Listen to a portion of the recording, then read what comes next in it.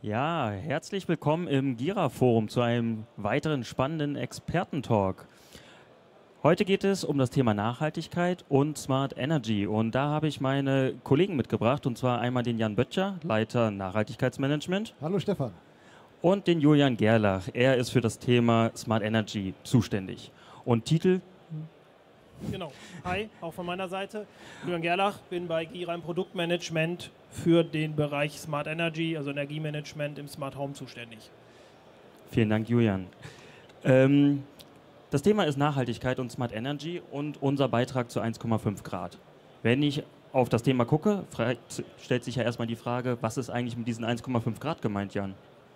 Ja, 1,5 Grad ist euch vielleicht bekannt aus dem Pariser Klimaabkommen von 2015. Da geht es darum, dass wir die Erderwärmung auf 1,5 Grad Celsius begrenzen.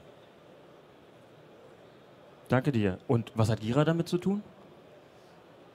Gira ist genauso wie jeder Mensch auf der Welt ein Bestandteil der Gesellschaft und hat auch seine Auswirkungen auf das 1,5 Grad Ziel, beziehungsweise durch seine Tätigkeiten, inwieweit wir die Erderwärmung halt schneller oder langsamer halt voranbringen.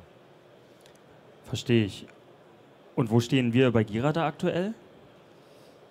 Ja, das ist eine gute Frage, die haben wir uns auch gestellt, weil in der Diskussion, die wir kennen, viel über das Thema Klimawandel und wie können wir die Erderwärmung begrenzen, dann wir uns gefragt haben, okay, wir können zwar erstmal den Carbon Footprint also messen, wie viel CO2 verursachen wir eigentlich, aber wo stehen wir da eigentlich beim 1,5 Grad Ziel?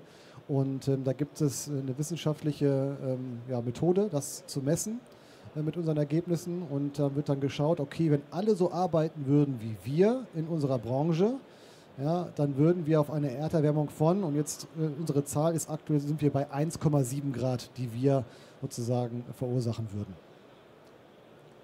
Das ist also auch gerade, wo wir stehen. Und was haben wir uns konkret vorgenommen? Ja, als Ziel haben wir uns gesagt gehabt, also 1,7 Grad. Manche haben auch in der Diskussion schon gehört, alles unter 2 Grad ist so, sagen so die Wissenschaftler, ist realistisch zu schaffen noch. Aber wir haben trotzdem gesagt, nein, 1,5 Grad muss das Ziel sein. Da wollen wir uns zu bekennen und wollen daran arbeiten, dass wir das einhalten als Organisation, als Unternehmen. Und ja, das ist das Ziel.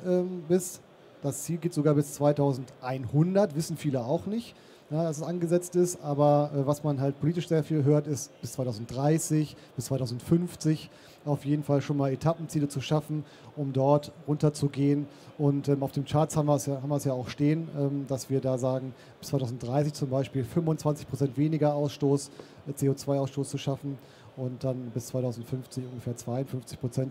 Aber wir messen das kontinuierlich und gucken, wo wir dann immer stehen und müssen eventuell auch ein bisschen nachjustieren.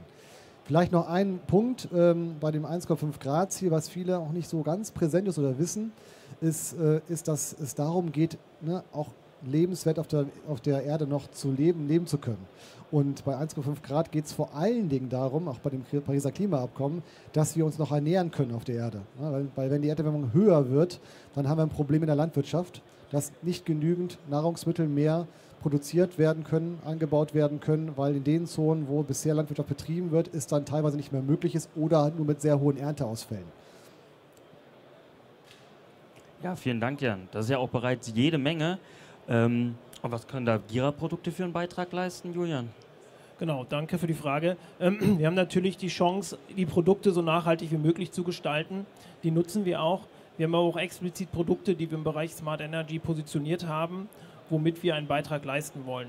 Da wäre zum einen das Thema Gira Eco, den wir hier auf der Messe auch zeigen, der in unserer Neuheitenbroschüre auch entsprechend aufgeführt ist, wo wir das Thema Elektromobilität und Smart Home miteinander verheiraten wollen, wo wir also dem Elektromeister die Chance geben wollen, die Ladeinfrastruktur, die notwendig ist, um die Energiewende und die Mobilitätswende zu erreichen, auch entsprechend in Smart Home anzubinden.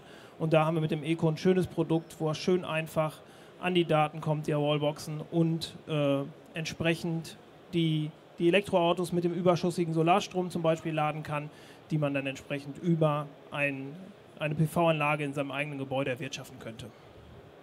Alles klar, sehr gut. Und wie relevant ist das Thema eigentlich in der Branche generell?